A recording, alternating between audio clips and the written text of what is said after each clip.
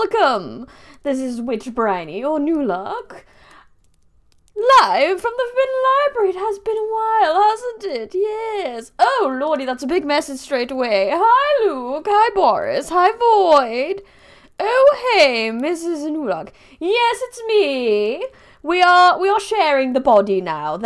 We have decided I'm allowed to finish BioShock and read the rest of Frankenstein, though we did not even get 25% through Frankenstein. So you know what? I'm not sure we'll get to the end. I would like to, but I'm not sure if you'll do it all with me. Oh, hey, Mrs. Nulog. Mrs. Nulog. I'm cooking up fanfic too for Valentine's Day, as I'm sorry for the bad ending for the fanfic one, as you should be. Would you like a new host as a gift in fanfic too? Oh, I would love that. One with lovely green skin and red hair would be lovely. Thank you very much, Void. Hello, Jobber Hop. Hello, Jake the 13th. Isn't Frankenstein super short? No, I don't believe so. Shall we see how long Frankenstein is? I'm not quite sure. It is, some classics are rather short. How long is Frankenstein book? Internet, oh internet, you could tell me all the things. Well, I'm sure we can paint it when we find a new model, I'm sure. Not model, body. Body!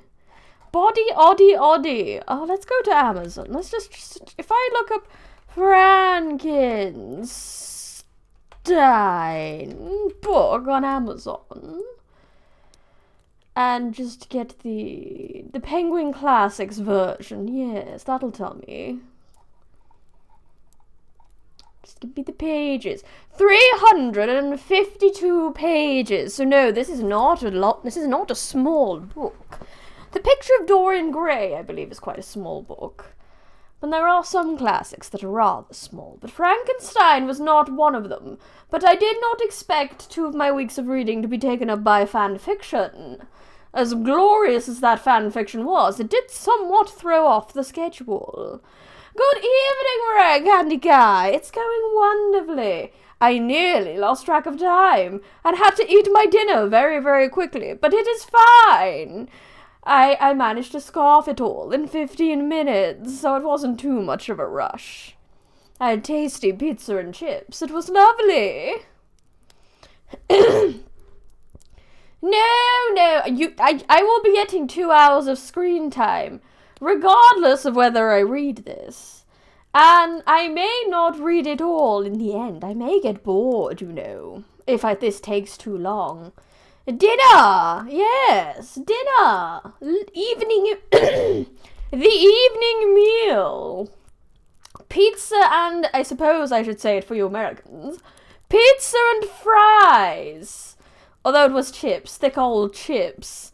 Thick old crinkly chips. The best of all chips. Sorry. 1 second. Wait, we're not reading fanfic by fans. I just realized I hadn't changed that. No. Oh, now I have to spell it correctly.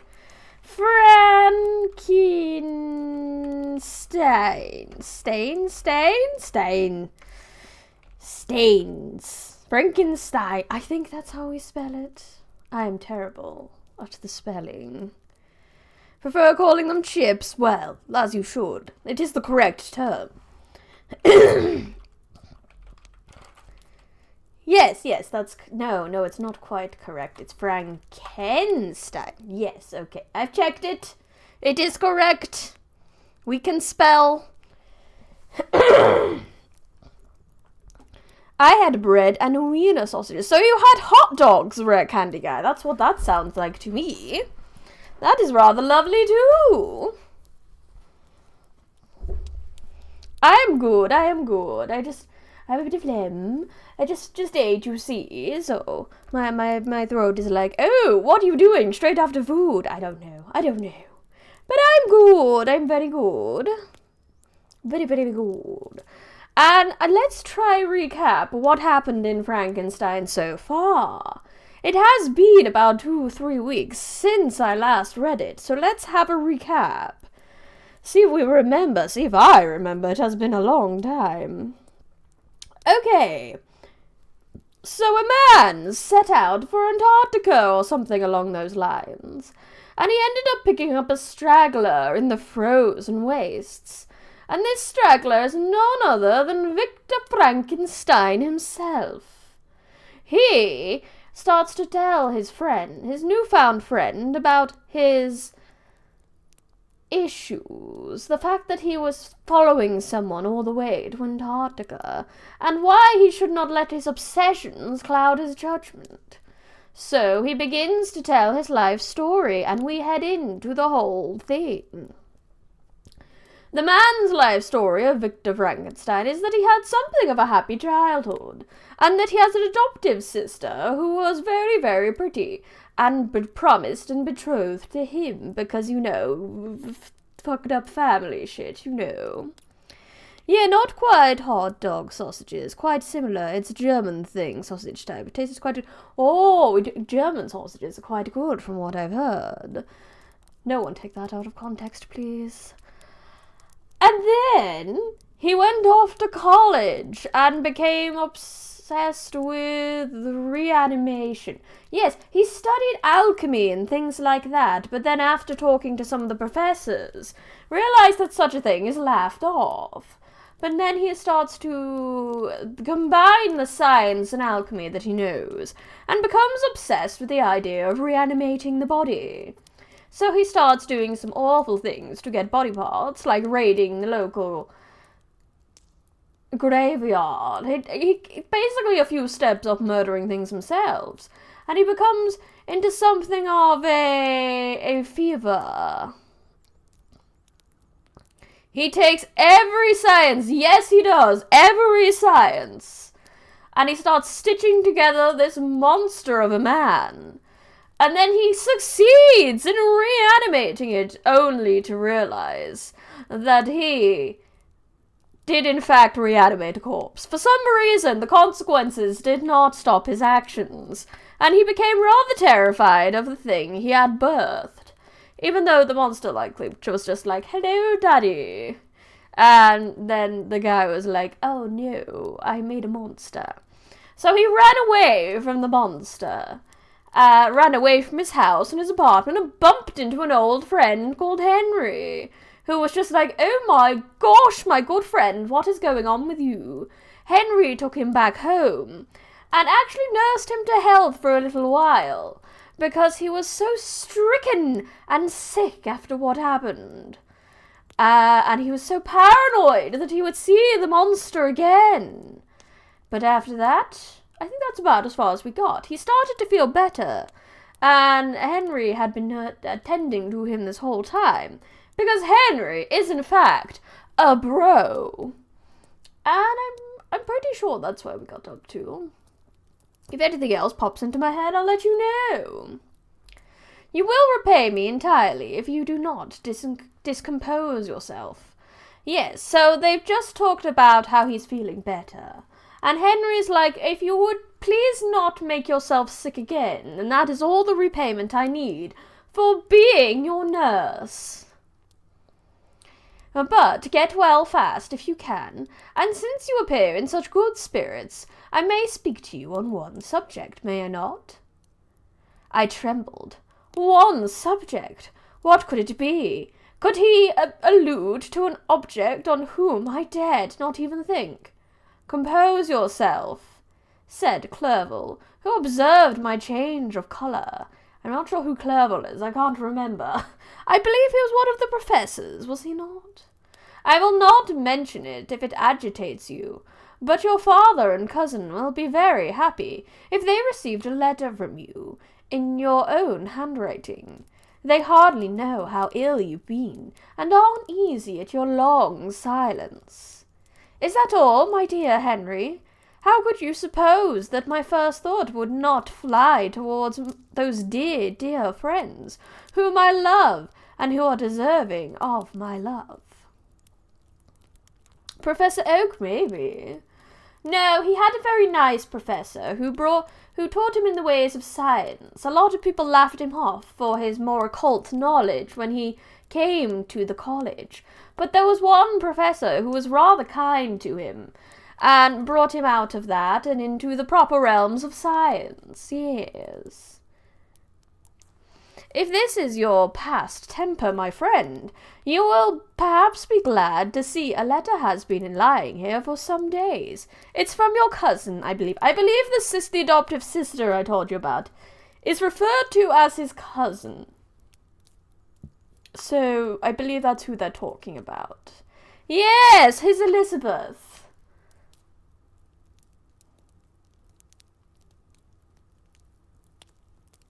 Why is Frankenstein supposed to be scary? Because it's a zombie. And it's admittedly less scary and more of a philosophical question. But many people see the monster and just see a monster. But no, it was never really supposed to be scary, I do not think. I think back at the time it would have been scary, because this is lauded as one of the first science fiction novels to be written, or at least to be published. So the ideas were rather scary and new at the time. Luke, you're going to lurk? Oh, very well, you rest up good. And you may lurk, that is fine. No, you're cool. No. Well, no, I am. Yes, I am, actually. I am incredibly cool and nice and funny and completely wholesome, of course. Of course. Yes, and I'm a wonderful writer. Yes. It is fine. And a great streamer who's nearly at 900 subscribers. Isn't that exciting? And a good friend. Shut up, a ghost. You said you were going to lurk. Go lurk. As I did you many minutes. Anyway. Shut up. It's very difficult, you know. One can only take so much butt kissing. Anyway, there's a letter from the cousin to read. Shush. Clerval then put the following letter in my hands. I think Clerval is Henry's last name. Henry Clerval, I believe. Yes, so I think it's the same person. My dearest cousin, you have been ill, very ill, and even the constant letters of dear, kind Henry are not sufficient to reassure me on your account. You are forbidden to write, to hold a pen, yet one word from you, dear Victor, is necessary to calm our apprehensions. And my persuasions. Only so much kissing, so wait, that wasn't your boot? I don't know. It's the same thing, is it not? A figure of speech, void dweller, kissing your boot and kissing your butt, you know, it's all the same. It's all the same. For a long time I have thought that each post would bring this line, and my persuasions have restrained my uncle from undertaking a long journey to Ingolstadt. I have prevented his encountering the inconveniences, and perhaps dangers of so long a journey. Yet how often I have regretted not being able to form it myself! I figured to myself that the task of attending on your sickbed has devolved on some mercenary old nurse who could never guess your wishes nor minister to them with the care and affection of your poor cousin. Yet that is over now. Clerval writes that indeed you are getting better, and I eagerly hope that you will confirm his intelligence soon in your own handwriting. Get well, and return to us. You will find a happy, cheerful home, and friends who love you dearly. Your father's health is vigorous, and he asks but to see you, but to be assured that you are well. And not a care will ever cloud his benevolent countenance. pleased you would be to remark the improvement of our Ernest. He is now 16 and full of activity and spirit. He is desirous to be a true Swiss and to enter into foreign service, but we cannot part with him, at least until his elder brother returns to us. My uncle is not pleased with the idea of a military career in a distant country, but Ernest never had your powers of application. He looks upon study as an odious fetter. His time is spent in the open air, climbing the hills or rowing on the lakes. I fear that he will become an idler unless we yield the point and permit him to enter the profession which he has selected. Little alteration, except the growth of our dear children, has taken place since you left us. The blue lake and snow-clad mountains, they never change, and I think our placid home and our content hearts are regulated by the same immutable laws. My trifling occupation takes up my time and amuses me. I am rewarded for my exertions by seeing none but happy, kind faces around me. Since you left us, but one change has taken place in our household. Do you remember on what occasion Justine Moretz entered our family? You probably do not. I will relate her history. Therefore, in a few words.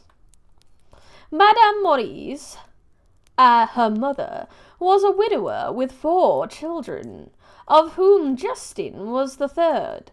This girl had always been the favourite of her father, but through a strange perversity, her mother could not endure her. After the death of M. Moritz, treated her very ill. My aunt observed this, and when Justine was 12 years of age, prevailed on her mother to allow her to live at our house. The Republican institutes of our country have produced similar and happier manners than those which prevail in the greatest monarchies that surround it. Hence there is less distinction between the several classes of its poor inhabitants and the lower orders. Being neither so poor nor so depraved, their manners are more refined and moral. A servant in Geneva does not mean the same thing as a servant in France and England. Justine, thus received in our family, learned the duties of a servant, a condition which, in our fortunate country, does not indulge the idea of ignorance and the sacrifice of dignity of human being. Justine, you may remember, was a great favourite of yours. I recollect that you once remarked that if you were an ill humour, one glance at Justine could dissipate it, for the same reason that Aristo gives concerning the beauty of Angelica. She looked so frank-hearted and happy. My aunt received a great attachment for her, by which she was induced to give her an education superior to that which she first intended. This benefit was fully repaid. Justine was the most grateful little creature in the world. I do not mean that she made any professions. I never heard one pass her lips, but you could see by her eyes that she was almost adored by her protectress. Although her disposition was gay, and in many respects inconsiderate, she paid the greatest attention to every detail of my aunt. She thought her the model of all excellence, and enamoured to imitate her phraseology and manners, so that even now she often reminds me of her. When my dearest aunt died, everyone was too much occupied with their own grief to notice poor Justine, who had attended her during her illness with the most anxious affection. Poor Justine was very ill, but other trials were reserved for her. One by one, her brothers and sisters died, and her mother, with the expectation of her neglected daughter, was left childless. The conscience of the woman was troubled. She began to think the deaths of her favourites was judged from heaven to chastise her partiality. She was a Roman Catholic, and I believe her confessor confirmed the idea which she had conceived. Accordingly, a few months after your departure for Ingolstadt, Justine was called home by her repentant mother. Poor girl! She wept when she quitted our house. She was much altered since the death of my aunt. Grief had given softness and a wrinkling mildness to her manners, which had before been remarkable for vivacity. Nor was her resistance at her mother's house of a nature to restore her gaiety. The poor woman was very vacillating in her repentance. She sometimes begged Justine to forgive her unkindness, but much often accused her of having caused the deaths of her brothers and sisters. The perpetual fretting length threw Madame Moritz into decline, which at first increased her irritability, but she is now at peace forever. She died on the first approach of cold weather, at the beginning of this last winter. Justine has returned to us, and I assure you I love her tenderly. She is very clever and gentle, and extremely pretty. As I mentioned before, her mind and her expression continually remind me of my dear aunt. I must say also, with a few words to you, my dear cousin, of little darling William, which I wish you could see him. He is very tall of his age, with sweet laughing blue eyes, dark lashes, and curling hair. When he smiles, 2 little dimples appear on each cheek, which are rosy with health. He has already had 1 or 2 little wives, but Louisa Bryan is his favourite, a pretty little girl of 5 years of age. Now, dear Victor, I dare say you wish to be indulged in a little gossip concerning the good people of Geneva. The pretty Miss Mansfield has already received the congratulatory visits on her approaching marriage with a young Englishman, John Melbourne, Esquire. Her ugly sister Manon married M. Dillevard, the rich banker, last autumn. Your favourite schoolfellow, Louise Manoir, has suffered several misfortunes since the departure of Clerval from Geneva. But he has already recovered his spirits, and is reported to be on the point of marrying a lively Frenchwoman, Madame Tannivier. She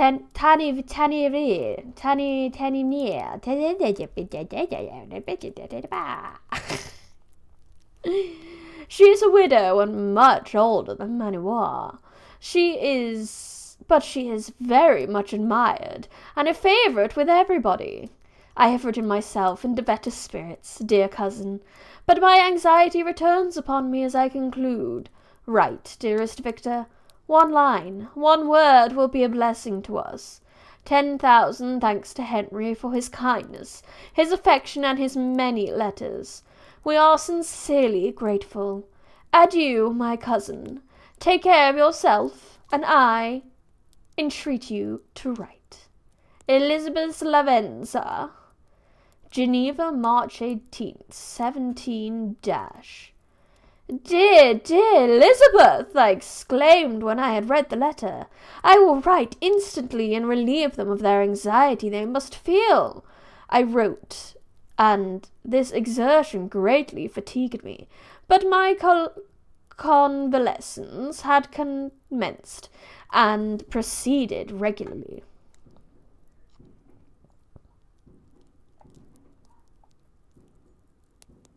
You may hear some minor explosions in the background. You see, it is the day. It is bonfire night in the UK. It is remember, the 5th of November. So you may hear there will be fireworks being set off around the neighborhood. So you may get some background noise from that. I do apologize. As you should be, Boris. It's kind of hard to explain. I'm not going to lie.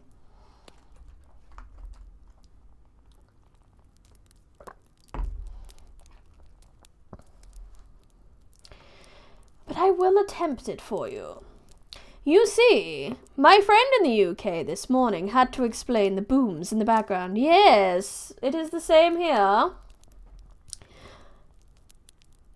Oh, I got the day wrong. I thought it was exactly on Thanksgiving they did this. No, it is the 5th of November. Remember, the 5th of November.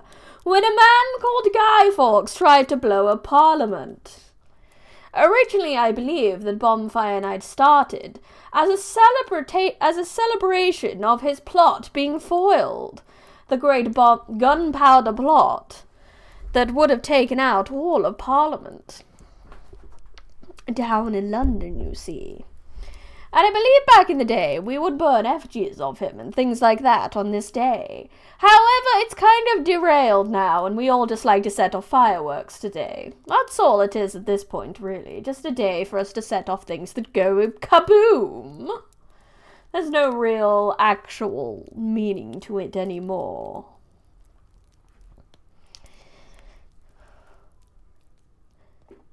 I proceeded in regularity. In another fortnight, I was able to leave my chamber.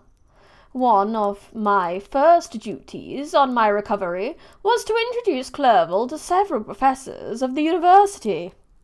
In doing this, I underwent a kind of rough usage ill-befitting the wounds that my mind had sustained, ever since the fatal night, the end of my labours.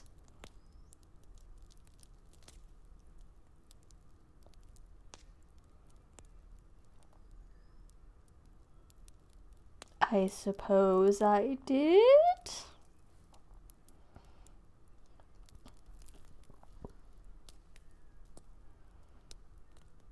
Where was I even? The end of my labours and the beginning of my misfortunes. I had conceived a violent antipathy, even to name of natural philosophy. When I was otherwise quite restored to health, the sight of a chemical instrument would renew all agony of my nervous symptoms. Henry saw this, and had removed all of my apparatus from view. He also changed my apartment, for he perceived that I had acquired a dislike for the room which had previously been my laboratory. But these cares of Clerval were made of no avail when I visited the professors. M. Waldman inflicted torture when he praised with kindness and warmth the astounding progress I had made in the sciences. He soon perceived that I disliked the subject, but, not guessing the real cause, he attributed my feelings to modesty, and he changed the subject from my improvement to science itself, with a desire, as I evidently saw, of drawing me out. What could I do? He meant to please, and he tormented me. I felt as if he had placed carefully, one by one, in my view, those instruments which were to be afterwards used in putting me into a slow and cruel death.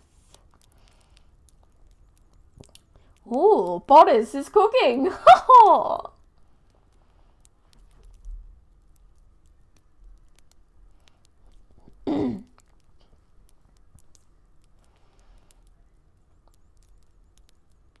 I writhed under his words, yet dared not exhibit the pain I felt.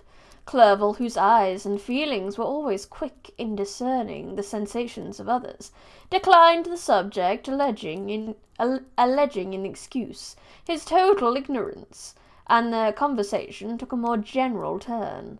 I thanked my friend from my heart, but did not speak. I saw plainly that he was surprised, but he never attempted to draw my secret from me. And although I loved him with a mixture of affection and reverence that knew no bounds, yet I could never persuade myself to confide in him that event which I was so often present to my recollection, but which I feared the detail to another would only impress more deeply. Hello, Chase! Welcome to the stream! M. Kremp was not equally docile. In my conversation at that time of almost unsupportable sensitiveness, his harsh, blunt, encomious gave me even more pain than the benevolent probation of M. Waldman. Dear the fellow, he cried. Why, M. Clerval, I suppose he has outstripped us all. Ay, stare if you please, but it is nevertheless true. A youngster who but a few years ago believed in Cornelius Agrippa as firmly as the gospel, has now set himself at the head of the university, and if he is not soon pulled down, we shall be all out of countenance, aye. He continued, observing my face, expressive of suffering. M. Frankenstein is modest, an excellent quality in a young man. I wonder if I can request Newlock to show up on my birthday. Did they say stare if you please? What? No. What? I was beginning to wonder if your mic was muted. Then I realized I accidentally muted my computer. That's funny. Hello, Shini Kaba. Welcome. Where was I up to? I'm doing okay. How are you doing? Young men should be diffident of themselves, you know, M. Clerval. You got a date! Well done! Good for you. It's on the 25th. I hope it goes fine. I hope it goes well for you.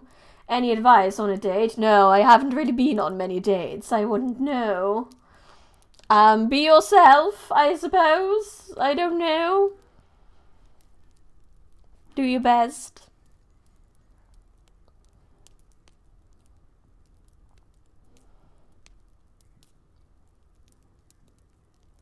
You know, Mr. Clerval, I was myself when younger, but that wears out in a very short time.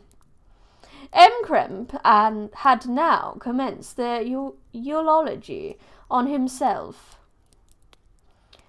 Well, I will try and help where I can. And I know be yourself sounds really generic, but really, if you try to be someone else, and then you get further in the relationship, it's just going to get more complicated. It's best to just be open at the top. Why am I talking this way? I always talk this way. No, I talk this way because this is the witch Bryony. This is Newlock. This is my personality.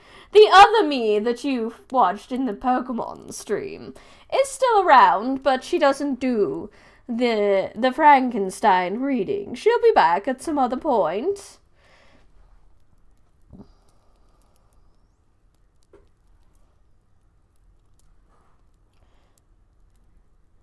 M. Kremp had now commenced an eulogy on himself, which happily turned the conversation from a subject that was so annoying to me. Say your name and Shini Kaba. Shini Kaba. Clerval had never sympathized in my tastes for natural science, and his literary pursuits differed wholly from those which occupied me. He came to the university with the design of making himself complete master of Oriental languages, and thus he should open a field for the plan of life he had marked out for himself. Resolved to pursue no inglorious career, he turned his eyes toward the east, as affording scope for his spirit of enterprise. Sing Baby by Justice Weber in that accent, please. That is very difficult. I don't think I know many of the words. I'm not going to lie. Baby, baby, baby, ew, baby, baby, baby, ew. And that's the best you're getting. I don't know any of the other words. The Persian, Arabic, and Sanskrit languages engaged his attention, and I was easily induced to enter on the same studies. Idleness had ever been irksome to me, and now that I wished to fly from reflection, and hated my former studies, I felt great relief in being the fellow pupil with my friend. Yes, it doesn't really work very well, does it? I'm definitely not the one for that. I can barely know my own 2 languages. Honestly, Boris, saying your own 2 languages is very impressive in itself. I barely know my own 1 language, let alone more than 1. And found not only instruction, but consolation in the works of the Orientalists. I did not, like him, attempt a critical knowledge of their dialects, for I did not contemplate making any other use of them than temporary amusement. I read merely to understand their meaning, and they were well repaid my labours. Their melancholy is soothing, and their joy elevating, to a degree I never experienced in studying the authors of any country. When you read their writings, life appears to consist in a warm sun and garden of roses, in the smiles and frowns of a fair enemy, in the fire that consumes your own heart. How different from the manly and heroical poetry of Greece and Rome! Well, it helps that for one of them is my parents' language. I am a middle level, enough to get conversationally, but it's with some difficulty. Well, honestly, still very impressive. Anyone who knows more than 1 language is very, very impressive, regardless of whether you are fluent or not. Summer passed away with these occupations, and my return to Geneva was fixed for the latter end of autumn.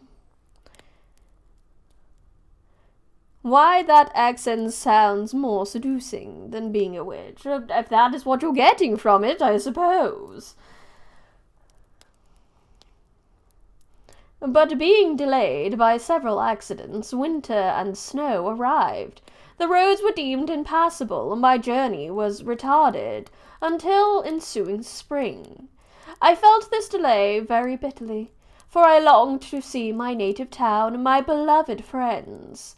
My return had only been delayed so long from an unwillingness to leave Clerval in a strange place before he had become acquainted with any of its inhabitants. The winter, however, was spent cheerfully, and although the spring was uncommonly late, when it came its beauty compensated for its dilatoriness, so its lateness. You wish you could speak like a dragon? That would be very good.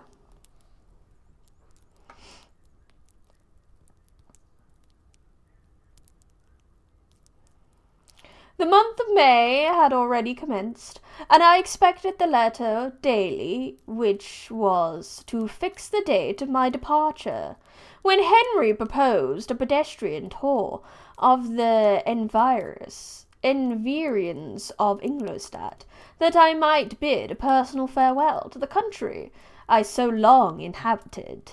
I acceded with pleasure to this proposal. I was fond of that.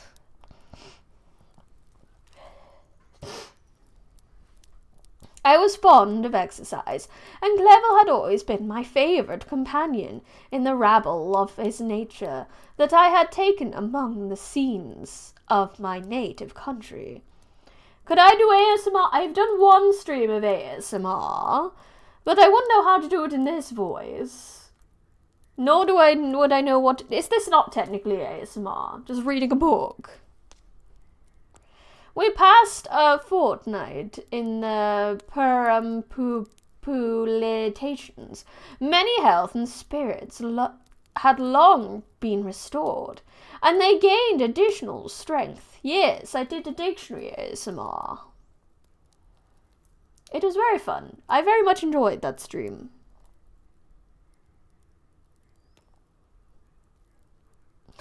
And they gained additional strength from the celebratorious air I breathed, the natural incidents of our progress, and the conversation of my friend.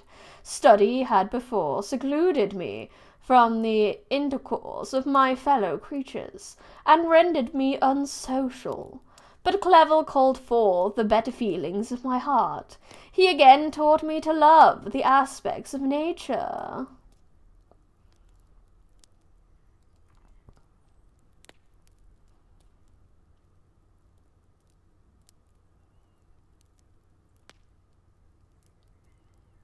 What was I up to? I completely lost my track for a hot second. And the cheerful faces of children. Excellent friend, how sincerely you did love me, and endeavour to alleviate my mind, until it was on a level with your own. A selfish pursuit had cramped and narrowed me, until your gentleness and affection warmed and opened my senses. I became the same happy creature who, a few years ago, loved and loved by all, and had no sorrow or care, when happy inanimate nature had the power of bestowing on me the most delightful sensations. A serene sky and verdant field filled me with ecstasy. The present season was indeed divine. Those flowers of spring bloomed in the hedges, while those of summer were already in bud. I was undisturbed by the thoughts which during the preceding... Oh, I completely lost it again. Hedges, some in the bud. I was undisturbed by the thoughts which during the preceding year had pressed upon me, notwithstanding my endeavours to throw them off with an invincible burden. Henry rejoiced in the gaiety and sincerely sympathized with my feelings. He exerted himself to amuse me, while he expressed the sensations that filled his soul.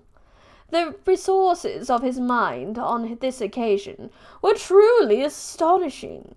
His conversation was full of imagination, and very often an intimidation of the Persian and Arabic writers. He invented tales of wonderful fancy and passion. At the other times he repeated my favourite poems, or drew me out in arguments, which he supported with great integrity. We returned to our cottage on a Sunday afternoon. The peasants were dancing, and every one we met appeared gay and happy. My own spirits were high, and I bounded along with feelings of unbridled joy and hilarity. Well, you know what happens in a story when the main character is happy, don't you? I cannot wait to see how he gets torn down. Let's go. Chapter 7. On my return, I found the following letter from my father. My dear Victor, you have probably waited impatiently for a letter to fix the date of your return to us. and I was, at first, tempted to write only a few lines, merely mentioning the day on which I should expect you, but that would be a cruel kindness, and I dare not do it. What would be your surprise, my son, when you expect a happy, glad welcome to behold, on the contrary, tears and wretchedness? How, Victor, can I relate our misfortune? Absence cannot have rendered you callous to our joys and griefs. And how shall I inflict pain on our lost, absent son? I wish to prepare you for the woeful news. What an opening to a letter. Should I write my text message? The worst part is knowing what's coming, but still reading from the naive, not knowing perspective of the main characters. Indubitably, that, my friends, is called dramatic irony. I wish to prepare you for the woeful news, but I know it is impossible. Even now your eye skims over the page to seek the words which are to convey you the horrible tidings. William is dead. That sweet child whose smiles delight and warmed my heart, who was so gentle yet so gay. Victor, he is murdered. I will not attempt to console you, but will simply relay the circumstances of the transaction. Last Thursday, May 7th, I, my niece, and your two brothers went to walk in the Plan Palace. The evening was warm and serene, and we prolonged our walk farther than usual. It was already dusk before we thought of returning, and then we discovered William and Ernest, who had gone on before, were not to be found. We accordingly rested on a seat until they should return. Presently Ernest came, and inquired if we had seen his brother. He said that he had been playing with him, that William had run away to hide himself, and that he vainly sought after him. Afterwards waited for a long time, but he did not return. This account rather alarmed us, and we continued to search for him until night fell, when Elizabeth conjectured that he might have returned to the house. He was not there. We returned again for torches, for I could not rest when I thought that my sweet boy had lost himself, and was exposed to all the damps and dews of the night. Elizabeth also suffered extreme anguish. About 5 in the morning, I discovered my lovely boy, whom the night before had been blooming and active in health, stretched on the grass, livid and motionless. The print of the murderer's fingers on his neck. He was conveyed home, and the anguish that was visible in my countenance betrayed the secret to Elizabeth. She was very earnest to see the corpse. At first I attempted to prevent her, but she persisted, and entering the room where it lay, hastily examined the neck of the victim, and clasped her hands and exclaimed, "Oh, God! I have murdered my darling child!" Wait, what? I'm very glad that's where the page cut off, you know. That's dramatic as heck. She fainted, and was restored with extreme difficulty. When she again lived, it was only to weep and sigh. She told me that that same evening William had teased her to let her wear a very valuable miniature that she possessed of your mother. This picture is gone, and was doubtless the temptation which urged the murderer to the deed. We have no trace of him at present, although our exertions to discover him are unremitted, and they will not restore my beloved William. Come, dearest Victor, you alone can console Elizabeth. She weeps continually, accused herself unjustly as the cause of his death. Her words pierce my heart. We are unhappy, but will not that be an additional motive for you, my son, to return and be our comforter? Your dear mother, alas, Victor, now I say, thank God she did not live to witness the cruel, miserable death of her youngest darling. Come, Victor, not brooding thoughts of vengeance against the assassin, but with feelings of peace and gentleness that will heal instead of festering the wounds of our minds. Enter the house of mourning, my friend, with kindness and affection for those who love you, and not with hatred for your enemies. Your affectionate and afflicted father, Alphonse Frankenstein. His name is Alphonse. Well, yes, I believe that Frankenstein, Victor, may come to a similar conclusion to you, Void, but I don't know whether he's just a little bit too traumatized after the first one, you see. Clerval, who had watched my countenance as I read the letter, was surprised to observe the despair that succeeded the joy I had first experienced upon receiving a news from my friends. Receiving a letter from my family. I threw the letter on the table and covered my face with my hands. My dear Frankenstein, exclaimed Henry, when he perceived me weep with bitterness. Are you always to be unhappy, my dear friend? What has happened? I motioned for him to take up the letter while I walked up and down the room in extremest agitation.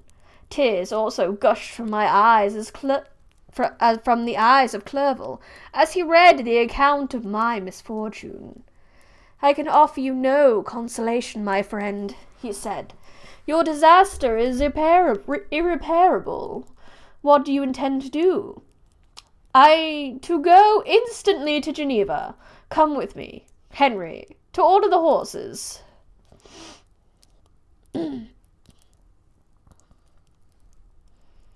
Everyone's a Frankenstein in the Frankenstein household.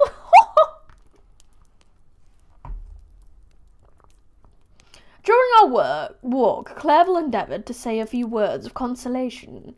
He could only express his heartfelt sympathy.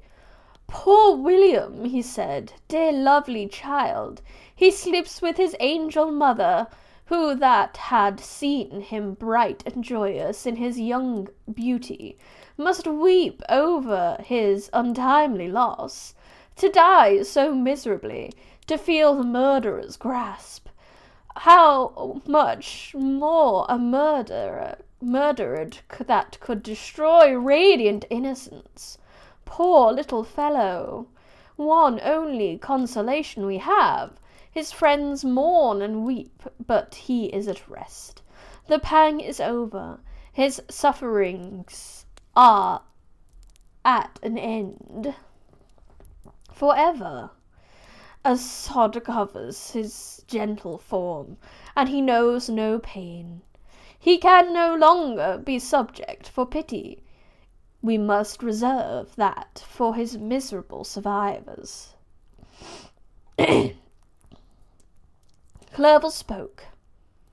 Hey, Newlark, how strong would you get if you were to put SCP-914 on the very fine set? I have no idea what SCP-914 is, so I cannot answer that question. Clerval spoke thus as we hurried through the streets. The words impressed themselves on my mind, and I remembered them after in solitude. But now, as soon as the horses arrived, I hurried into the cabriolet and bade farewell to my friend. My journey was very melancholy. At first I wished to hurry on, for I longed to console and sympathize with my loved and sorrowing friends. But when I drew near my native town, I slackened my progress. I could hardly sustain the multitude of feelings that crowded my mind. I passed through scenes familiar to my youth, but which I had not seen for nearly 6 years. How altered everything might be during that time! One sudden, desolating change had taken place, but 1,000 little circumstances might have been degrees worked other altercations, which, although they were done more tranquilly, might not be less decisive. Fear overcame me.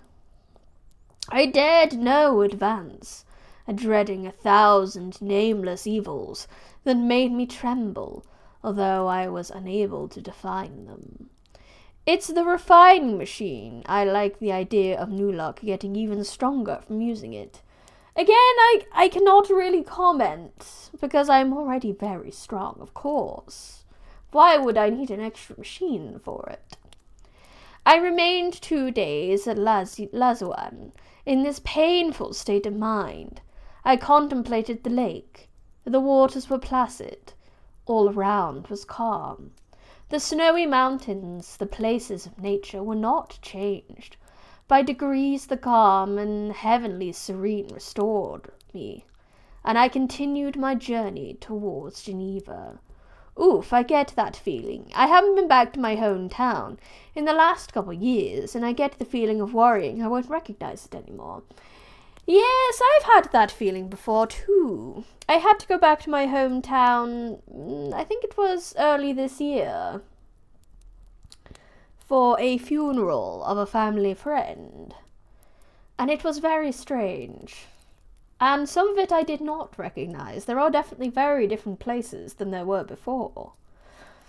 Or at least I can look at them and go, I remember then that was so-and-so shop, and things like that. It's very interesting, the passage of time, the strange melancholy of change. The road ran by the side of the lake, which became narrower as I approached my native town. I discovered more distinctly the black sides of Jura and the bright summit of Mont Blanc. I wept like a child. Dear mountains, my own beautiful lake, how do you welcome your wanderer? Your summits are clear, the sky and lake are blue and placid. Is this to prognosticate the peace, or to mock my unhappiness? I fear, my friends, that I shall render myself tedious by dwelling on these preliminary circumstances, but they were days of comparative happiness, and I think of them with pleasure. My country, my beloved country, who but a native can tell the delight I took in again beholding thy streams, thy mountains, and more than all, thy lovely lake. Yet as I drew nearer home, grief and fear again overcame me.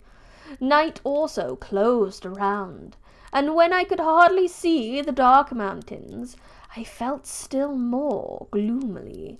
The picture appeared a vast and dim scene of evil, and I foresaw obscurity that I was designed to become the most wretched of human beings. Alas, I prophesied truly, and failed only one single circumstance, that in all misery I imagined and dreaded, I did not conceive the 100th part of the anguish that I was destined to endure.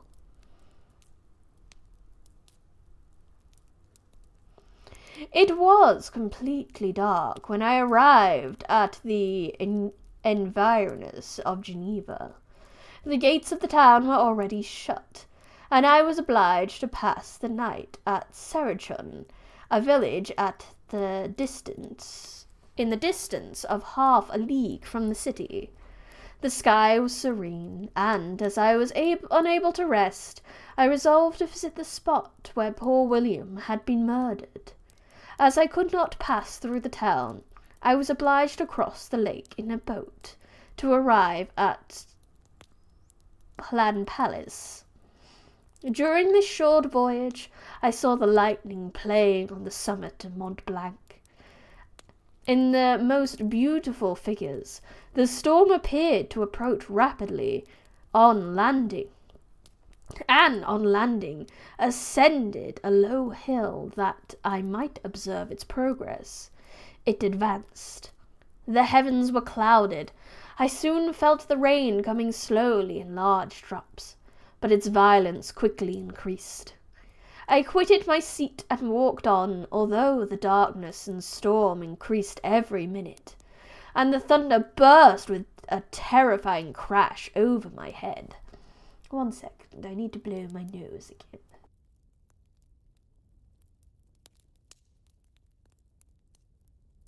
Okay.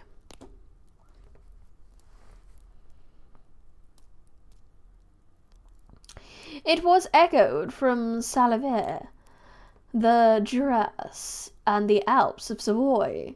Vivid flashes of lightning dazzled my eyes, illuminating the lake, making it appear like a vast sheet of fire. Then for an instant everything seemed of a pitchy darkness, until the eye recovered itself from the preceding flash. The storm, as is often the case in Switzerland, appeared at once in various parts of the heavens. The most violent storm hung exactly north of the town, over the part of the lake which lies between the promontory of Bellelebe and the village of Cobet. Another storm enlightened Jura with the faintest flashes, and another darkened and sometime disclosed the Mole, a peaked mountain to the east of the lake. While I watched the tempest, so beautiful yet terrific, I wandered on with a hasty step. This noble war in the sky elevated my spirits. I clasped my hands and exclaimed, "William, dear angel, is this thy funeral, this thy dirge?" As I said these words, I perceived in the gloom a figure which stole from behind a clump of trees near me. I stood fixed, gazing intently. I could not be mistaken. A flash of lightning illuminated the object, and discovered its shape plainly to me. Its gigantic stature, and deformity of its aspect, more hideous than belongs to humanity, instantly formed to me that it was the wretched, the filthy demon to which I had given life. What did he there? Could he be? I shuddered at the conception. The murderer of my brother? No sooner did that idea cross my imagination than I became convinced of its truth. My teeth chattered, and I was forced to lean against a tree for support. The figure passed me quickly, and I lost it in the gloom. Nothing in human shape could have destroyed the fair child.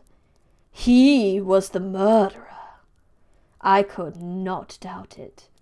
The mere presence of the idea was an irresistible proof of the fact. I thought pursuing the devil, but it would have been in vain, for another flash discovered him to be hanging among the rocks of the nearby perpendicular ascent of Mounts Salve, a hill that bounds Palipanes on the south. He soon reached the summit and disappeared. I remained motionless. The thunder ceased, but the rain still continued, and the scene was enveloped in an impenetrable darkness. I revolved in my mind the events which I had until now sought to forget. the whole train of my progress towards the creation, the appearance of the works of my own hands at my bedside, its departure. 2 years had now nearly elapsed since the night of which he first received life. And was this his first crime? Alas, I had turned loose into the world a depraved wretch, whose delight was in carnage and misery. He had not murdered my brother. Had he not murdered my brother? No one can conceive the anguish I suffered during the remainder of the night, which I spent cold and wet in the open air, but I did not feel the inconvenience of the weather. My imagination was too busy in scenes of evil and despair. I considered the being whom I had cast among mankind, endowed with will and power to effect purposes of horror, such as the deed which he had done now, nearly in the light of my own vampire, my own spirit, let loose from the grave and forced to destroy all that was dear to me. Day dawned. I directed my steps towards the town. The gates were open, and I hasted to my father's house. My first thought was to discover what I knew of the murderer, and cause instant pursuit to be made. But I paused when I reflected on the story that I had to tell. A being whom I myself had formed and endued with life had met me at midnight among the precipices of an inaccessible mountain. I remembered also the nervous fear with which I had been seized just at the time that I dated my creation, and which would give an air of delirium to the tale otherwise so utterly improbable. I well knew that if any other had communicated such revelation to me, I should have looked upon it as ravings of insanity. Besides, the strange nature of the animal would elude all pursuit, even if I were so far credited as to persuade my relatives to commence it. And then, what use would pursuit be? Who could arrest a creature capable of scaling the overhanging sides of Mount Salivere? These reflections determined me, and I resolved to remain silent. It was about 5 a.m. when I entered my father's house. I told the servants not to disturb the family, and went into the library to attend their usual hour of rising. 6 years had elapsed. And 1 second, I need to tell you something. Something exciting just happened. Do you know what that is? I just hit 900 subscribers! Yay!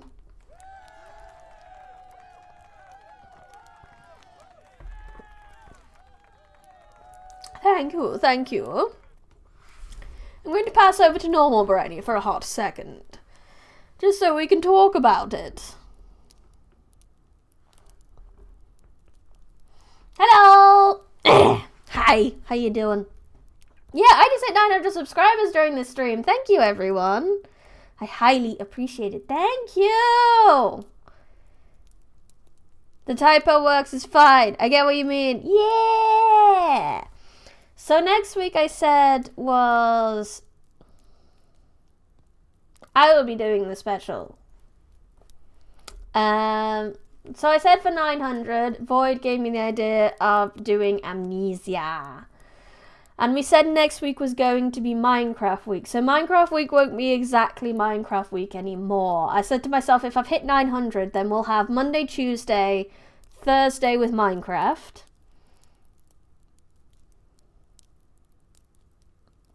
Is it actually New Luck's fault you weren't getting subs or lack of videos? I was doing shit tons of videos while New Lack was around. Did you not notice? Which amnesia? First one. I'll double check the version I say the version I've got. It's my boyfriend's Steam. We shared Steam libraries and he's got it on his. Let's have a look. A Dark Descent. So the first one. The spookiest. But yes, I know how to read my own analytics, Void. I know that Nulak was making me struggle a little bit.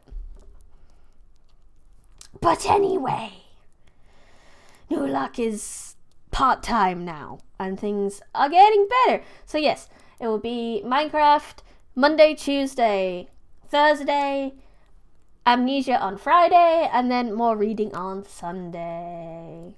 Thank you everyone for the 900. I'll pass back to Nulak now so we can go through story time still. Got like 45 minutes of story time left.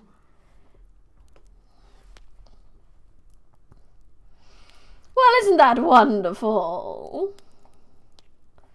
900! Only 100 more until 1k! How incredible is that? I am quite shocked. Thank you, everyone. It seems to be that short that I posted today has done rather well. It's one of the few. It seems to be going well over 1k, which is rather impressive. Very happy. Very, very happy. How very exciting. Let's continue with the story, though. It was about 5 in the morning when I entered my father's house, and I said I went to the library. Yes, we read that paragraph. 6 years had elapsed, passed down in a dream, but for one indelectable trance I stood in the same place where I last embraced my father before my departure for Ingolstadt. Pust Nulak, I'm artificially cranking up your views because I'm salty that you're performing worse than Bryony. Void! No, we don't cheat like that. No, no, no. That is terrible. We don't cheat like that. I'm so wonderful. I don't need the help. Maybe people just don't understand how glorious I am. I'm the best. I don't know why she's outperforming me. It doesn't make sense. I'm obviously so much better than she'll ever be. People just have no taste. You all have no taste. Evidently have no taste.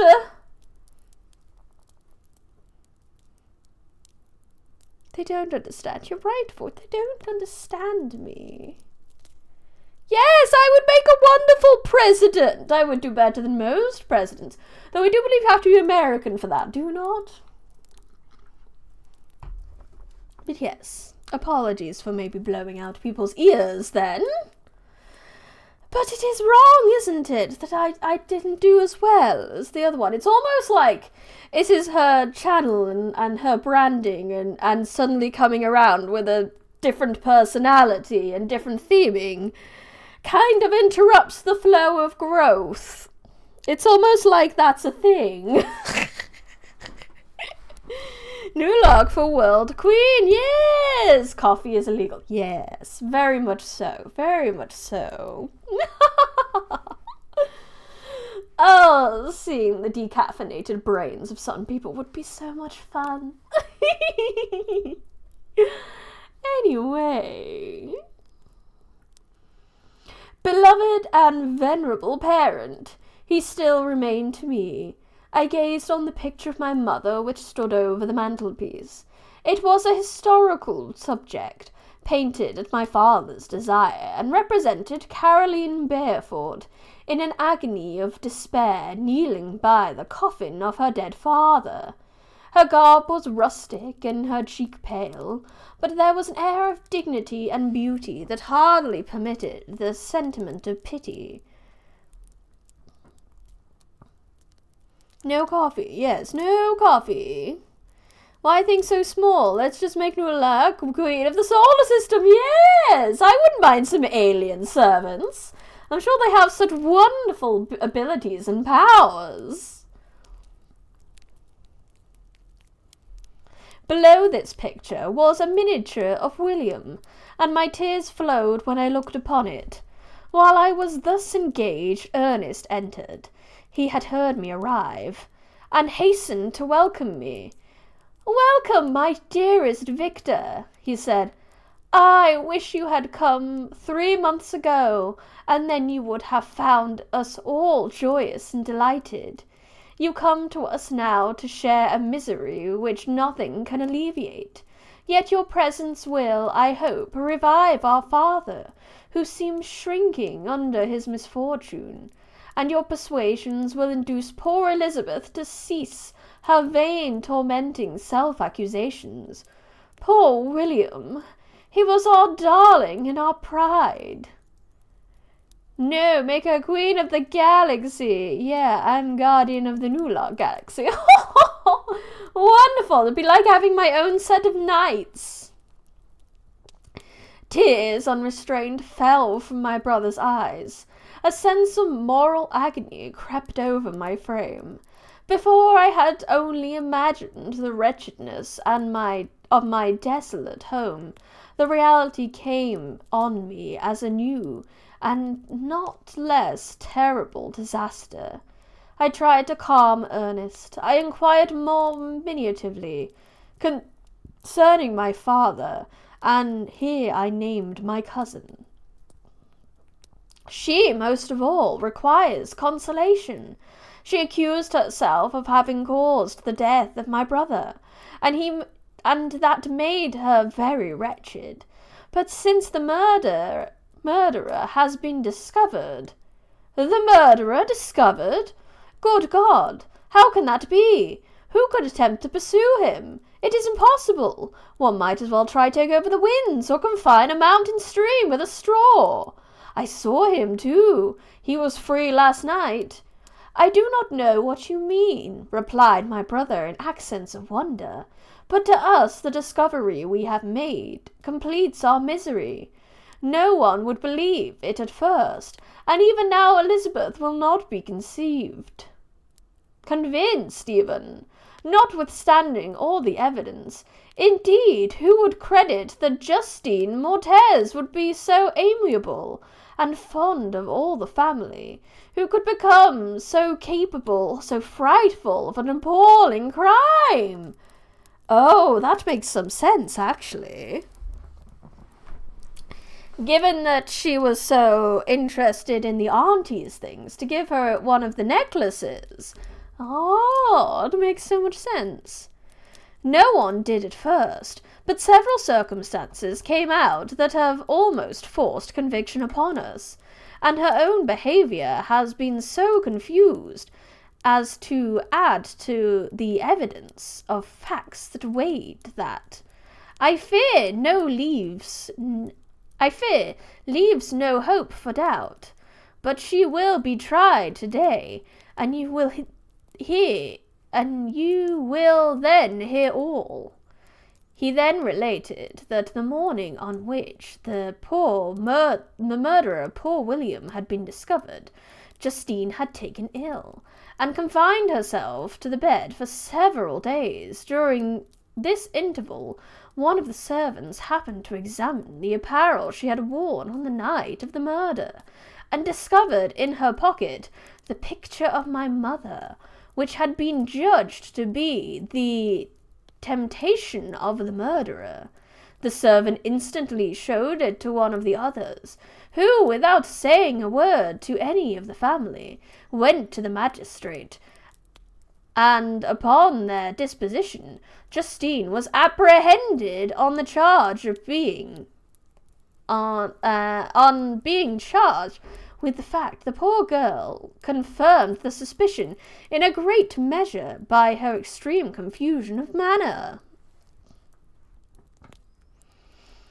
This was a strange tale, but it did not shake my faith. I replied earnestly, "You are all mistaken. I know the murderer. Justine, poor, good Justine, is innocent." At that instant my father entered. I saw unhappiness deeply impressed on his countenance, but he endeavoured to welcome me cheerfully. and after we had exchanged our mournful greeting, would have introduced some other topic than our disaster, had Ernest not explained, "Good God, Papa! William says that he knows who the murderer of poor William. That he knows who was the murderer of poor William. Oh yes, since you're at 900 subs now, how many watch hours do you need now?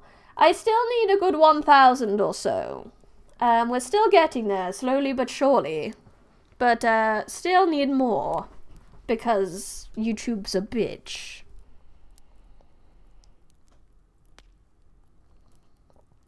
I think between 1 or 2,000 now, yes. 200 or so, not 1,000, 200 or so. Getting there. I think it'll be a few more weeks yet.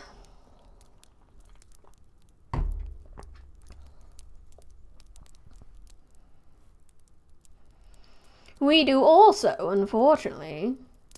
It's not 1,000, it's 200, 200. I was saying the wrong words, to be honest. That was my bad.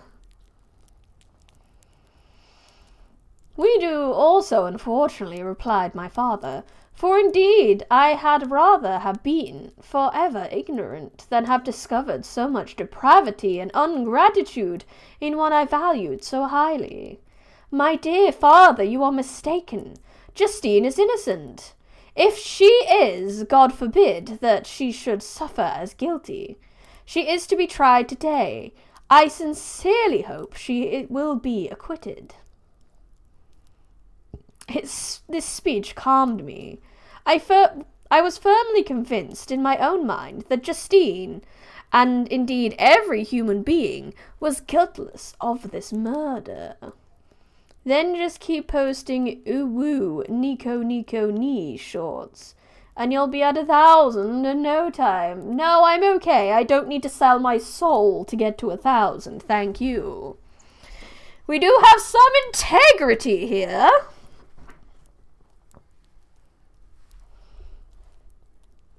I had no fear, therefore, that any circumstantial evidence could be brought forward strong enough to convict her. My tale was not one to announce publicly. Its astounding horror would be looked upon as madness by the vulgar. Did anyone indeed exist, except I, the Creator, who would believe, unless his senses convinced him in the existence of the living monument of presumption and rash ignorance which I let loose upon the world? We were soon joined by Elizabeth. Time had altered her since I last beheld her. It had endowed her with loveliness surpassing the beauty of her childish years. There was the same candour, same vivacity, but it was allied with an expression more full of sensibility and intellect. She welcomed me with the greatest affection. "Your arrival, my dear cousin," she said, "fills me with hope. You perhaps will find some means to justify my poor guiltless Justine. Alas, who is safe if she be convicted of the crime? I rely on her innocence as certainly as I do my own. Our misfortune is doubly hard to us. What's sister cooking?" "Potatoes."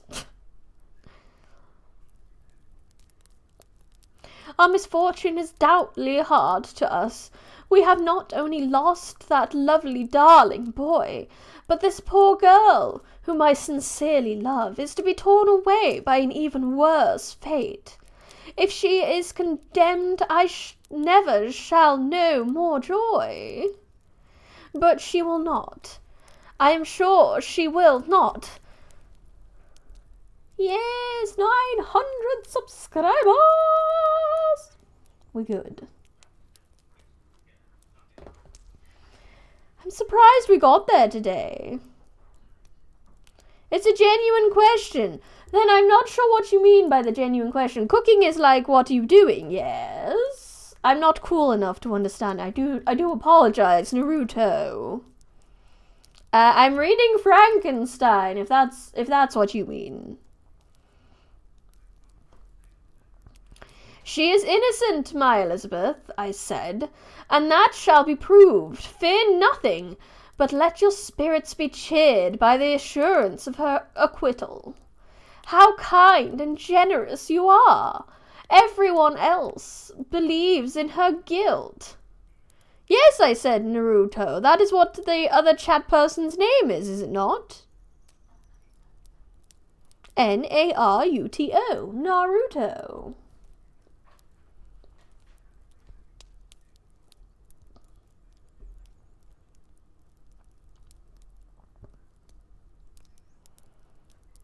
How kind and generous you are.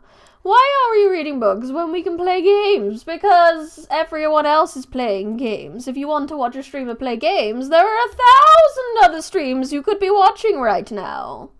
Whereas I would like to read a book. How kind and generous you are. Everyone else believes in her guilt. And that made me wretched, for I knew it was impossible, and to see everyone else prejudiced in so deeply a manner rendered me hopeless and despairing. Dearest niece, said my father, dry your tears. If she is, as you believe, innocent, rely on the justice of our laws, and the activity with which I shall prevent the slightest shadow of partiality. I want to watch your stream. Any problem with it? No, I have no problem with it, but I won't be playing a video game this stream. Read Harry Potter? No, thank you. I would not have the permissions for that, for one. Naruto, this is a reading stream and game channel. Also, Briny doesn't read any books. She is stuck in forever at the library. Exactly! I have to read books. It's important. We passed a few sad hours until 11 o'clock, when the trial was to commence. My father and the rest of the family being obliged to attend as witnesses. I accompanied them to the court. During the whole of this wretched mockery of justice, I suffered living torture. It was to be decided whether the result of my curiosity and lawless devices would cause the death of 2 of my fellow beings. One a smiling babe full of innocence and joy, the other far more dreadfully murdered, with every aggravation of infamy that could make the murderer memorable in horror. Justine also was a girl of merit, and possessed qualities which promised to render her life happy. Now all was to be obliterated in any ignominious grave, and I the cause. At least show us images they give in pages of the chapter. There are no images in this book. There are literally no images, Naruto. Not all books have images. First of all, Nulak is the one reading. This one doesn't count. I mean, it technically counts. I read the fanfiction and technically counted.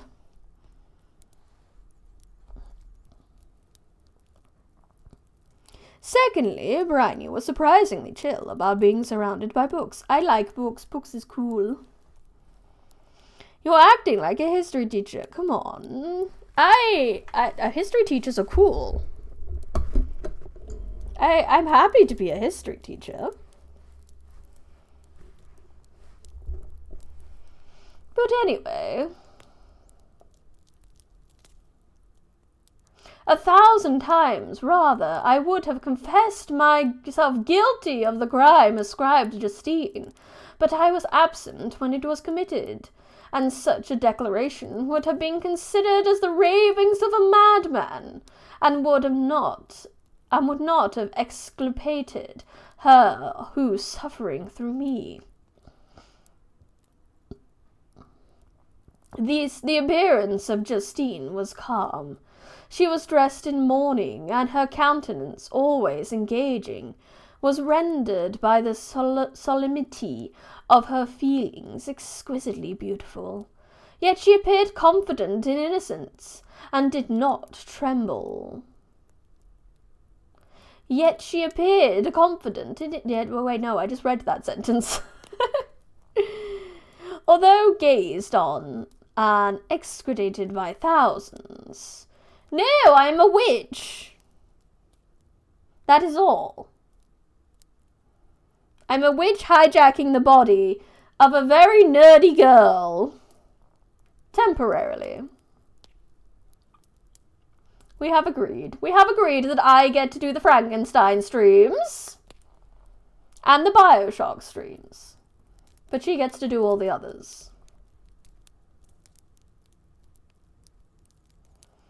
Yet she appeared confident in innocence and did not tremble, although gazed on and excreted by thousands, for all the kindness which her beauty might otherwise have excited, and was obliterated in the minds of the spectators by the imagination of the enormity she was supposed to have committed. She was tranquil, yet her tranquillity was evidently constrained. And as her confusion had before been abducted as proof of her guilt, she worked up her mind to an appearance of courage. Then she entered the court. She threw her eyes round it and quickly discovered where we were seated.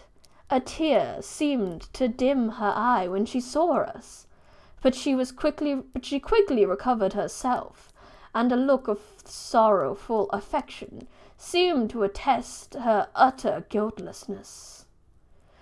The trial began, and after the advocate against her had started the charge, several witnesses were called. Several strange facts combined against her, which might have staggered anyone who had not such proof of her innocence as I had.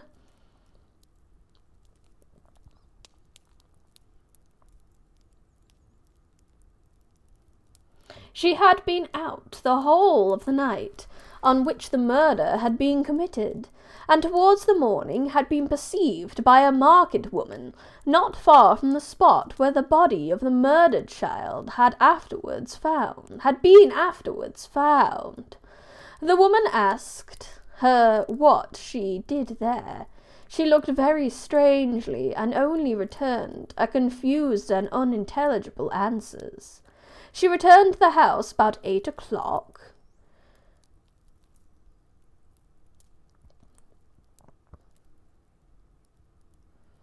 Naruto, if you would like to write a book with me, that is what I'm doing on my Patreon streams. So if you're interested in that, I would highly suggest going to click a button.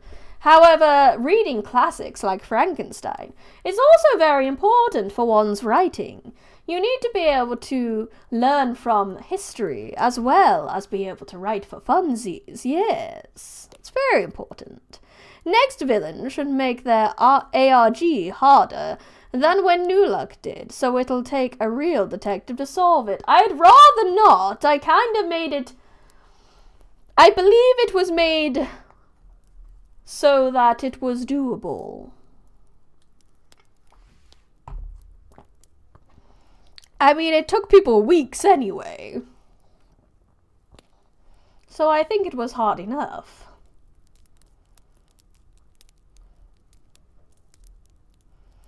Several strange facts combined against it. Where was I?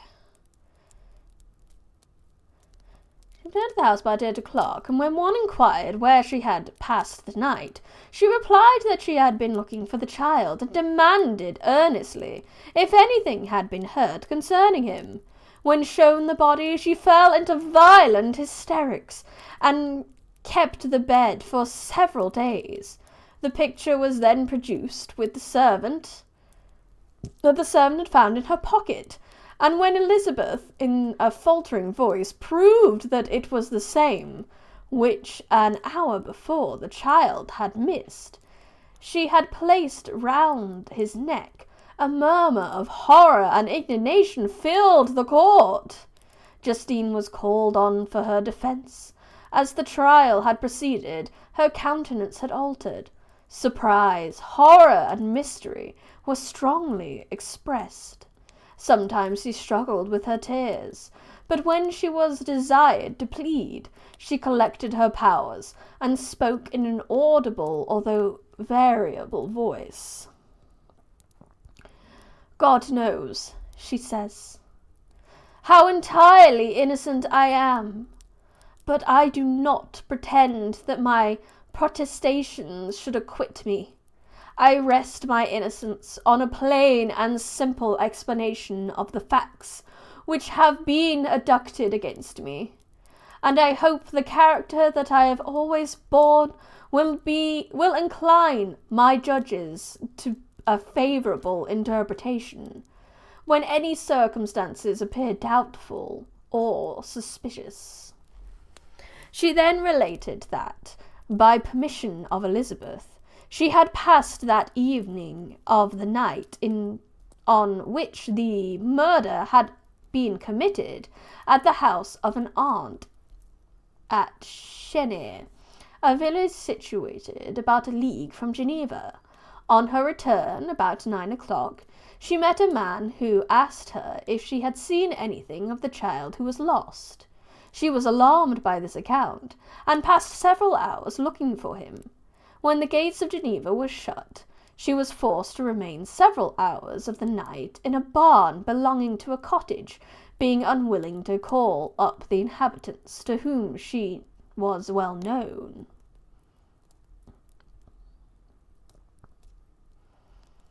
Listen, I wrote a rap in physics class. Read it. No, I don't want to. We're reading Frankenstein, Naruto.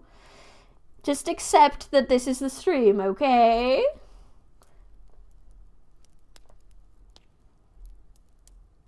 He is being a little bit disruptive, boy. Little bit. Not reading it.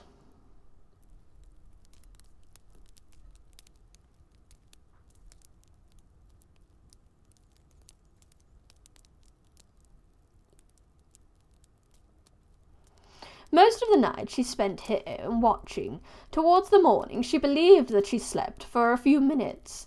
Some steps disturbed her, and she awoke. It was dawn as she quitted her asylum.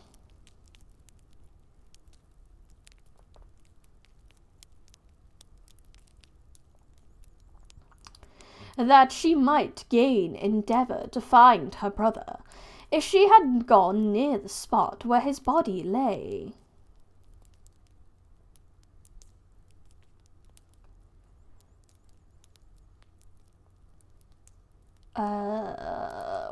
I am getting a little bit distracted. 1 second.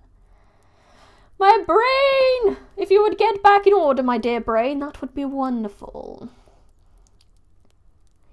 She quitted her asylum. If she had gone near the spot where her body lay, it was without her knowledge, and she had been bewildered when questioned by the market woman, was not surprising, since she had passed a sleepless night. The fate of poor William was yet uncertain. Concerning the picture, she could give no account. I know, she continued, with an unhappy victim, how heavily and fatally this one circumstance weighs against me, but I have no power of explaining it, and when I have expressed my utter ignorance, I am only left to conjecture concerning the probabilities by which it had been placed in my pocket. By here I also am checked. I believe I have no enemy on earth, and none, surely, would have been so wicked as to destroy me wantonly. Did the murderer place it there? I know of no opportunity afforded to him for doing so, or if I had, why should he have stolen the jewel, to part with it again so soon? I committed my case to the justice of my judges, yet I see no room for hope. I beg permission to have a few witnesses examining concerning my character, and if their testimony shall not overweigh my supposed guilt, I must be condemned. although I would pledge my salvation on my innocence. Several witnesses were called who have known her for many years, and they spoke well of her, but fear and hatred of the crime of which they supposed her guilty rendered them timorous and unwilling to come forward. Elizabeth saw even the last resource, her excellent dispositions and irreproachable conduct, about to fail the accused, when, although violently agitated, she desired permission to address the court. "I am," said she, "the cousin of the unhappy child who was murdered, or rather his sister, for I was educated by and have lived with his parents ever since and even long before his birth. It may, therefore, be judged indecent in me to come forward on this occasion, but when I see a fellow creature about to perish through the cowardice of her pretended friends, I wish to be allowed to speak, that I may say what I know of her character. I am well acquainted with the accused. I have lived in the same house with her, at one time for 5, and another for nearly 2 years. During all that period she appeared to me the most amiable and benevolent of human creatures. She nursed Madame Frankenstein, my aunt, in her last illness, with the greatest affection and care, and afterwards attended her own mother during a tedious illness in a manner that excited the admiration of all who knew her, after which she again lived in my uncle's house, where she was beloved by all the family. She was warmly attached to the child who is now dead, and acted towards him like a most affectionate mother. The cowardice of her pretended friends. Oh yes, Shelley is a good one. Shelley is a genius.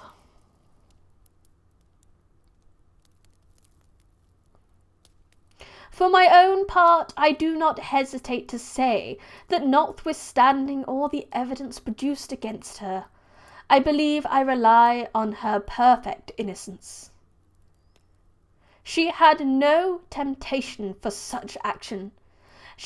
As to the bauble in which the chief proof rests, if she had earnestly desired it, I should have willingly given it to her. So much do I esteem and value her. A murmur of approbation followed Elizabeth's simple and powerful appeal.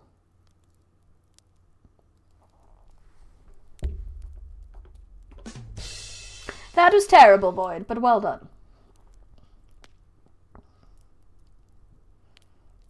But it was excited by her generous interference, and not in favour of poor Justine, on whom the public indignation was turned with renewed violence, charging with her the blackest ingratitude.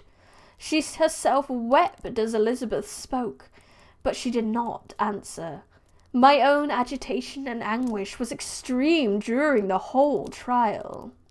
I believed in her innocence. I knew it. The demon who had, I did not for a minute doubt, murdered my brother also in hellish sport, had betrayed the innocent to death and ignominy.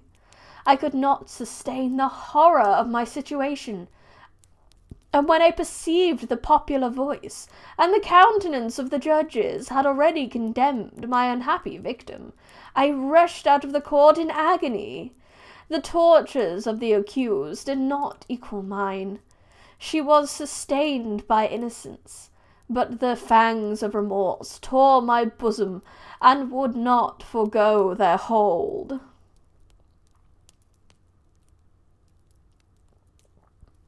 I said it was terrible, well done, because it's a pun, most of them are terrible. I passed the night of unmingled wretchedness. In the morning I went to the court. My lips and throat were parched. I dare not ask the fatal question, but I was known. The officer guessed the cause of my visit. The ballots had been thrown. They were all black, and Justine was condemned. I could not pretend to describe what I then felt. I had before experienced sensations of horror. I have endeavoured to bestow upon them adequate expression, but words could not convey the idea of heart-sickening despair that I endured. The person to whom I addressed myself added that Justine had already confessed her guilt. That evidence, he observed, was hardly required in so glaring a case, but I am glad of it, and indeed none of our judges like to condemn a criminal upon circumstantial evidence, be it ever so decisive. When you do get monetization, do you have anything to offer with channel memberships or no? Well, I will probably take another Thursday to do some kind of membership stream, most likely. But I don't know what exactly you can offer with membership. I don't know how the backside of that works yet, so I'll have some better answers for you when I have seen the actual interface that I have to work with in setting up said memberships. I have some ideas, is all I will say for now. This was a strange and unexpected intelligence. What could it mean? Had my eyes deceived me? And was I really as mad as the whole world to believe me to be? The whole world would believe me to be if I disclosed the object of my suspicions? I hastened to return home, and Elizabeth eagerly demanded the result. "My cousin," replied I, "it is decided that you may have expected. All judges had rather that 10 innocent should suffer than 1 guilty should escape. But she had confessed." This was a dire blow to poor Elizabeth, who had relied with firmness on Justine's innocence. "Alas," said she, "how shall I ever believe in human goodness? Justine, whom I loved and esteemed as my sister, how could she put those smiles of innocence only to betray? Her mild eyes seemed incapable of any severity or guilt, and yet she has committed murder." Soon after we heard that, the poor victim had expressed a desire to see my cousin. My father wished her not to go, but said that he left it to her own judgment and feelings to decide. "Yes," said Elizabeth, "I will go, although she is guilty, and you, Victor, shall accompany me. I cannot go alone." The idea of this visit was torture to me, yet I could not refuse because I wanted it to be part of the plot. Therefore the main character had to be there, because otherwise it would not be part of the plot, and we'd have to have it from a third-person account. That would just not do. We entered the gloomy prison chamber and beheld Justine sitting on some straw at the farther end. Her hands were manacled, and her head rested on her knees.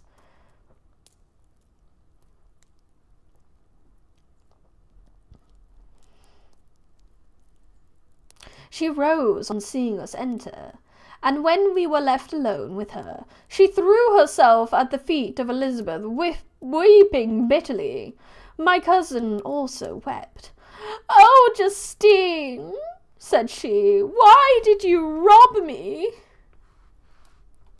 of my last consolation? I relied on your innocence, and though I was then very wretched, I was not so miserable as I am now.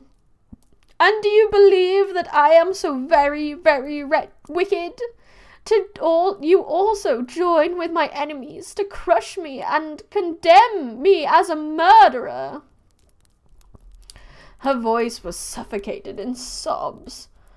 "Rise, my poor girl," said Elizabeth. "Why do you kneel if you are innocent? I am not one of your enemies. I believe you guiltless, notwithstanding every evidence, until I heard you had yourself declared your guilt. That report, you say, is false. And be assured, dear Justine, that nothing can shake my confidence in you for a moment but your own confession.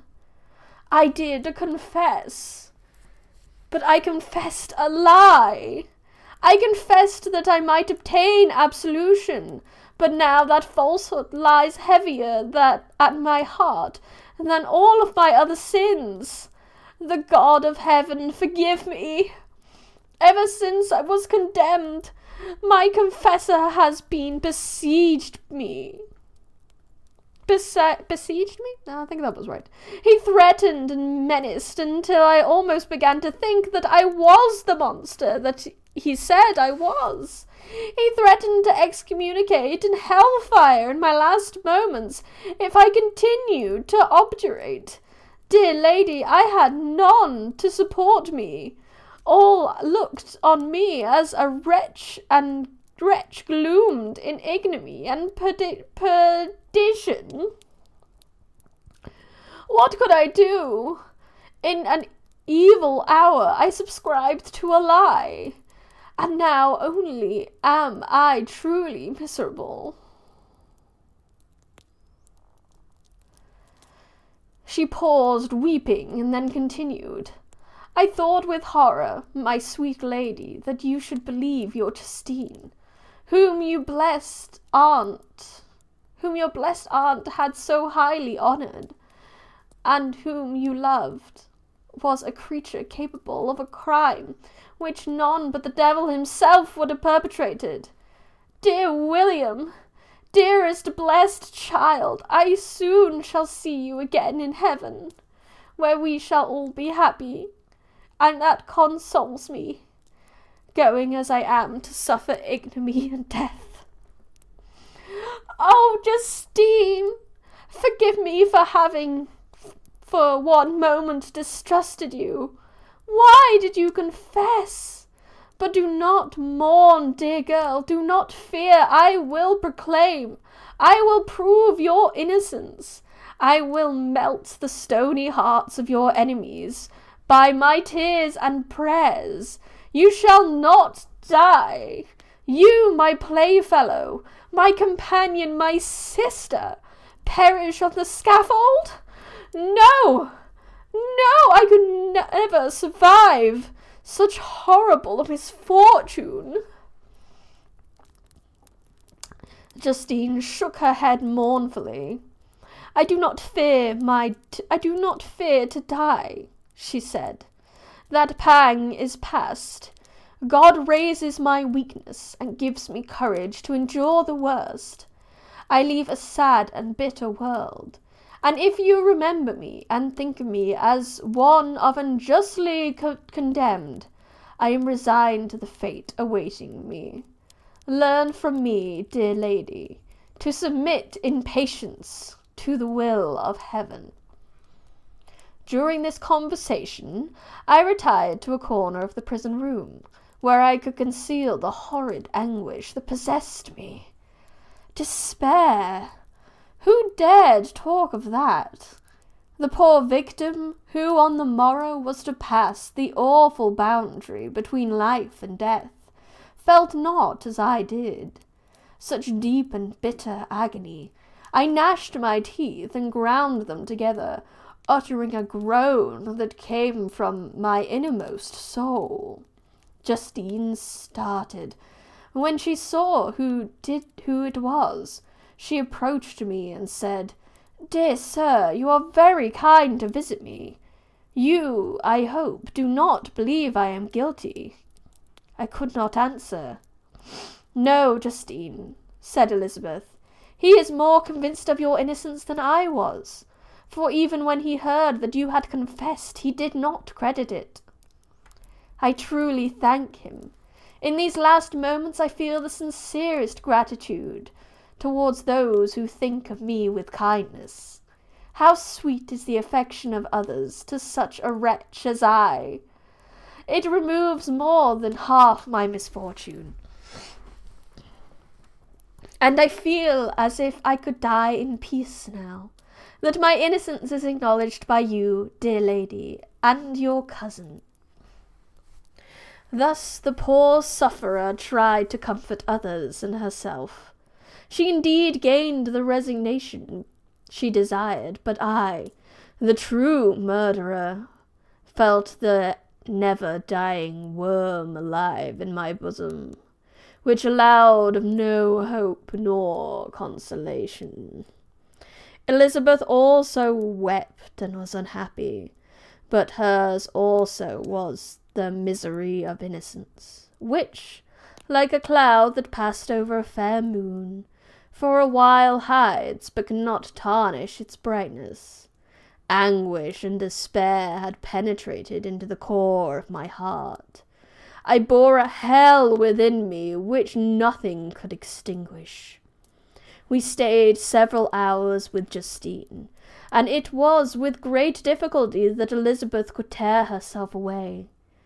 I wish, she cried she, that I were to die without you. I cannot live in this world of misery. If I was to die with you, even. Justine assumed an air of cheerfulness, while she with difficulty repressed her bitter tears. She embraced Elizabeth and said in a voice half suppressed with emotion, "Farewell, sweet lady, dearest Elizabeth, my beloved, my only friend. May heaven in its bounty bless and preserve you. May this be the last misfortune that you will ever suffer. Live and be happy, and make others so." Wait, No, Victor did not commit the murder, but he believes that his creation did, and therefore takes responsibility for it. And that's okay, Rare Candy Guy. I'm thinking about ending the stream now anyway. We have gone over the 2-hour mark.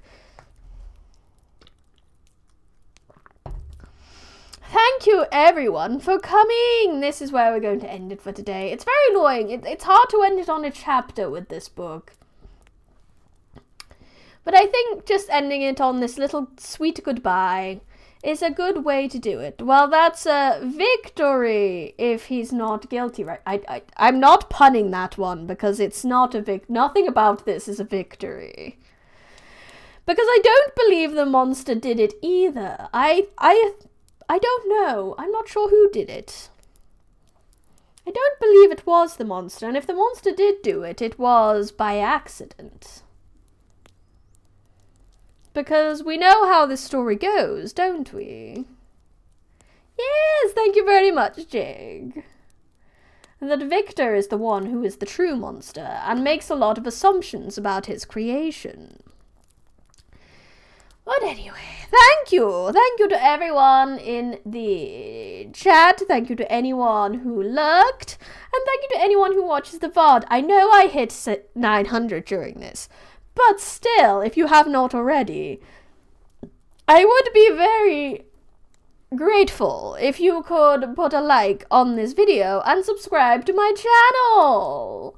There is now merchandise on the Etsy store, which you can purchase pillows with Britney's face on, and notebooks with Britney's face on, and t-shirts with Britney's face on.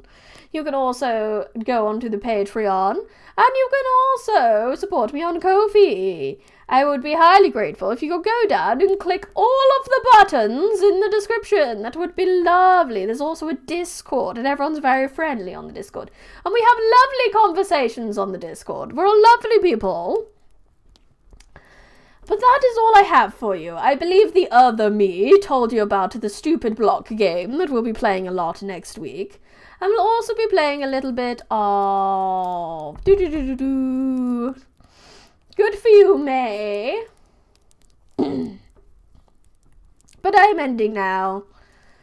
I don't have a broomstick, and I'm not selling any magic wands. Don't listen to Void. Void is a peddler of lies. I